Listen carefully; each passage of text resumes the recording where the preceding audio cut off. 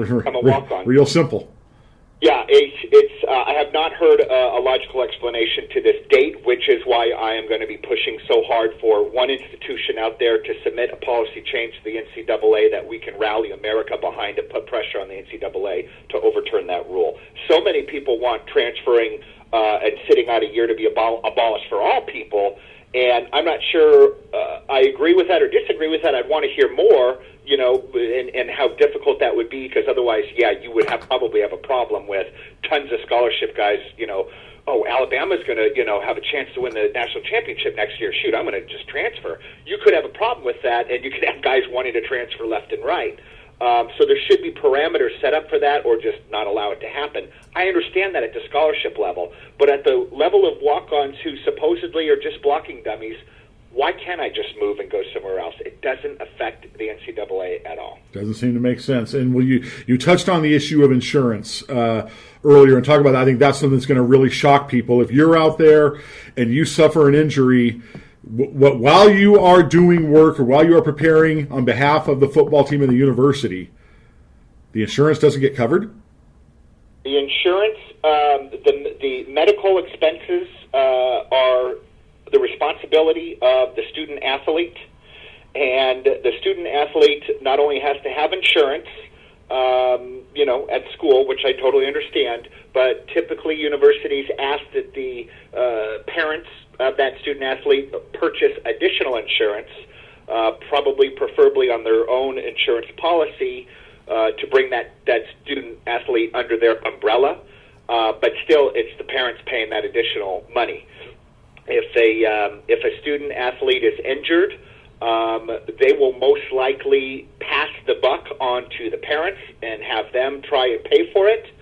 And I have actually heard several stories in both directions. Some parents were stuck paying the deductible, and some parents pushed back at the university and said, "You've got to be kidding me. My kid broke his leg playing for your team, doing your drills under your direction. You're paying the deductible," and the school relented and paid the deductible. So, the bottom line is the school is most likely going to try and push that deductible onto the parents, and they might pay it and not even think about it and look the other way, but some parents might fight that and say, no, you guys pay the deductible. Nevertheless, walk-on needs to purchase additional insurance to participate, and that bothers me, because I feel that once you step inside that facility at 1 o'clock in the afternoon and you're there till, say, 5 or 6 o'clock at night, you are under the direction of that program. You're giving your life, your body, your mind to that program. And to force me to go out and buy additional insurance, if that walk-on is good enough to be part of your program, then he's good enough to fall under your insurance program. If an injury occurs to that guy, then that school should be completely responsible for that student-athlete. If that student-athlete goes out at 8 or 9 o'clock at night and goes to a fraternity party and falls and breaks his ankle, that's on him. Sure. On his parents. Sure. I totally get that. But between 1 o'clock and 6 o'clock, or when he checks in, is now under the direction and the tutelage of those coaches and that staff, he should fall under the school's insurance. Now, we're hearing a lot of talk from the NCAA level about change. There's going to be changes. We're abolishing the BCS. We're going to playoffs. We're going to look at the issue of athletes' rights, whether they're looking at it on their own or whether the Ed O'Bannon lawsuit is one of the things that's forcing them. They are talking about various changes to the system. Do you get any sense at all that these walk-on issues are part of this discussion? None whatsoever. I have called the NCAA numerous times during the course of my study and research for this book. There is nothing on the table for changes for walk-ons. I think the big one that I heard that we've all heard in the last 6 months is do we pay an extra stipend to the scholarship guys, an extra $2,000 or something? Well, this is what drives me nuts, is that guys are selling swag, selling their jerseys for money or for tattoos or what have you, and their argument is, oh, they got caught, right? So then they say, oh, well, the reason we did that is because we just don't have enough money. All right, so then everyone's like, oh, gosh, we should start paying these guys. Hey, okay, that's fine. If you guys want to do that, that's fine. But what about the walk-ons over here who are, for the most part staying out of trouble, paying everything out of their own pocket, paying their own insurance, paying for nutrition, paying for their books and tuition and the whole whole 9 yards, and they're not asking for $2,000. All they want is a spaghetti dinner for $8 after practice with little vegetables on the side. That I don't think is too much to ask. What has been the response to this book, Tim, that you've heard from other walk-ons, former players, former coaches? It has been absolutely amazing. From the guys that I was interviewing, right from the very get-go over the last couple of years before the book was actually printed, guys like Dabo Sweeney, who I have in the book and on the back cover, he said, Tim, I'm so happy that you're doing this. I can't believe that this has not been done before. This is amazing. I'm so glad you're doing it. Tom Osborne, the architect of walk-on programs at Nebraska. Right. The great story there is they were just about to move from the conference. What were they in they're in the Big 8, Big 12, yeah. 12, right? And they were moving conferences like 2 years ago. To the Big 10, yeah.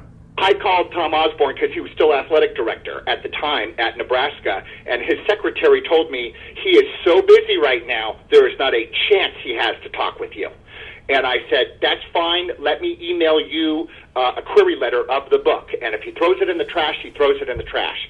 She said, okay, send it to me. I'll give it to him, but he's not going to call you. He's way too busy. What I didn't realize is that 1 week later, Nebraska made the announcement on ESPN that they were jumping conferences. Well, I of course, have no idea at the time. Right. Sent the query letter the very next day. I have an email from Tom Osborne saying, let's talk at 2:30 this afternoon. My secretary, Jan, will call you. At 2:30 precisely, she called me and she said, do you have 5 minutes? Because that's all you're going to get. He is so busy. I said, absolutely. I got my questions. I'm ready to go. 45 minutes later, we were getting off the phone. Holy cow. Yeah. And I was so honored to be talking to such an icon like Tom Osborne. But the reason he gave his time to a nobody like me, that he has no idea who I am, but he read the query letter and he knew how important this book was. And he told me how important walk-ons were to him. And, he hates the fact that walk-ons are disrespected. And he saw something, and I put it in the book. He saw something when he was a rookie freshman coach, or a rookie coach, in his first year of coaching. And the practice facility was a good half mile, 3/4 of a mile from the from the facility where they got dressed. And they had a shuttle bus. But the shuttle bus was only for scholarship players, and the walk-ons in their 100-degree heat and all the gear had to walk back and forth. And he saw that, and he said, that will never happen again under my tutelage. And I'm going to treat walk-ons with respect, and they will never be disrespected, and those players will all be treated the same when I'm head coach. And that, I think, is why he had such an amazing walk-on program for 2.5, 3 decades. Yeah, it speaks volumes about who he is. Absolutely. There's no doubt about it. I think this is real interesting, Tim. I think one of the things that I always come away with walk-ons is that the vast majority of these guys, they were damn good football players on their high school team. No question. These guys were good. And you come out, are the majority of them as good as the scholarship guys? No, probably not. Right. But some of them are. Right. And some of them grow, and some of them do a Clay Matthews and go from 199 to 245. But they're football players. It's not like these guys are walking, bumbling fools. Right. You got some good football players out there. And like you said, they're an important part of the process, specifically for a college program. And that's the thing that USC saw in the last couple of years. When the numbers would get really low, it really hampered how you could practice. When you're down to 5 or 6 offensive linemen, you can't run a 2-deep. You don't have it. Yep. And so what do? These are kind of real-world things that come into play.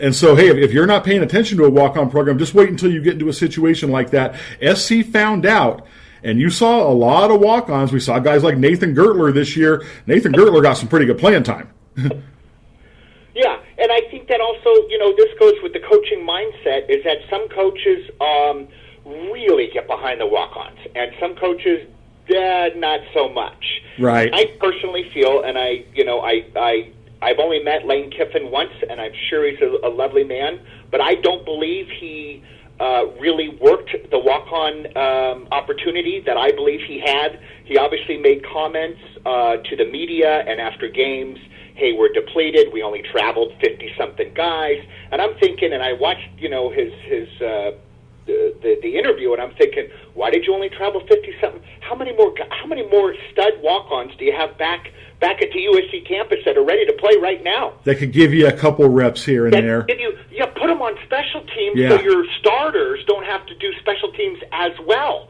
I mean, if I was coaching, I would take as many stud walk-ons as I could, sprinkle them around all the special teams. Yeah. And you know what? When a walk-on gets an opportunity, and it's only going to be for a couple plays throughout a game on special teams, you're going to get something more out of that kid because that's his only play. Right. The scholarship guy, or the first and second team running back or linebacker that's on several special teams, that's almost like a play off. They pull back just a little bit. And that's why Jackie Sherrill's 12th man kickoff team was so incredible. When he was running that in the 80s, right. the Texas A&M had the shortest amount of yards gained on kickoff. Why is that? Because their kickoff guys went down there with reckless abandon. That was going to be their only play, or maybe 2 or 3 or 4 times for the game. And they stopped people because they were so fired up because that's their only play. If you do that, man, things are going to happen because those walk-ons are fired up. And when Coach O took over, he's like, well, we have what we have. Forget the excuses. We have what we had. Let's start seeing, some of these walk-ons, and what they could do. And sure enough, 5 walk-ons, 10 walk-ons, 14 walk-ons are traveling and playing on Saturday. And not just the special teams, not just the long snapper and the kicker. We had some like Gertler and other linemen and linebackers playing ball and receivers and doing a darn good job. There's no doubt about that. I'll always remember Carroll, early in Pete Carroll's tenure. I noticed he would spend, the time that he would spend with a starter teaching him a technique on a drill, you would see him do that over and over again with the walk-ons. Yep. And I remember at first it kind of struck me. It was like, wow, he's, and I talked to him about it. He just said, he goes, I don't differentiate. These are all players in my football program, and I owe it to each and every player. If I have a chance to make him better, I'm going to do that for the program and for the kid. Yep. And I just thought that was as good of an attitude as you're going to have. I don't know from the walk-ons at that time, but I would venture to guess that they would say Pete didn't treat them any different, right, from a scholarship player. Yeah, absolutely. If you're a media person or even a fan standing on the sidelines during practice, and you really have no idea who a scholarship guy is and who a walk-on is, then that program's doing the right thing. Right. Sometimes you see coaches run through drills, and the first 4 guys up are scholarship guys, and on the 5th and 6th guys who might be walk-ons, he's looking down at his place. Exactly. Backs. Exactly. And, he's not really coaching them up. So, a guy like Pete Carroll, I mean, that's exactly what you do. Pete Carroll, Dabo Sweeney, Tom Osborne, Terry Donahue told me when I talked to him, he's like, I wanted people to come into my program and have no idea who was a walk-on and who was a scholarship guy. And Terry Donahue was a walk-on himself. Yes, he was. He lived in that world. Yes, he was. And I think Mora is doing the same thing now because Mora was a walk-on at Washington. Which a lot of people don't know. Even Lou Holtz, everyone knows who Lou Holtz is. He was a walk-on at Kent State in 1958-59. And he told me another story of, hey, we don't have time for you. There's no way coach is going to give you an interview.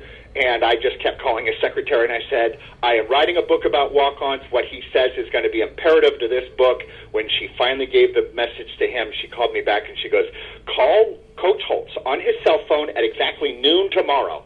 I'm like, oh, my God, I'm getting Coach Holtz's cell phone number. But I called him, and another, supposed to be just a couple minutes. We were on the phone for 29 minutes. And he basically hammered home the point, especially during spring ball, that he made it clear to all the scholarship guys the sacrifices that the walk-ons were making to be out there because, it's their tuition money. It's those guys are working second jobs to put food on the table. And a lot of those scholarship guys really don't have to worry about a job until summer comes around. And even that's a little, not as important, when you have a scholarship. But walk-ons are looking for side jobs. I mean, some guys, even during the season, after practice, if they might go work a night job till 1 o'clock in the morning. Maybe they're a waiter someplace. And then they got to come home and study and then get up at 8 o'clock for, the class the next day. So the sacrifices that Lou Holtz talked about and hammered home to his scholarship guys were like, hey, we're all in this together. We're one team, one unit. And as Coach said, one heartbeat. Right. And that's the way it should be. This is all great stuff, Tim. I'm glad you got to do this book. I know it's a passion for you. It has been for a while. And to put together a book like this, I'm sure you found out, is a lot of work.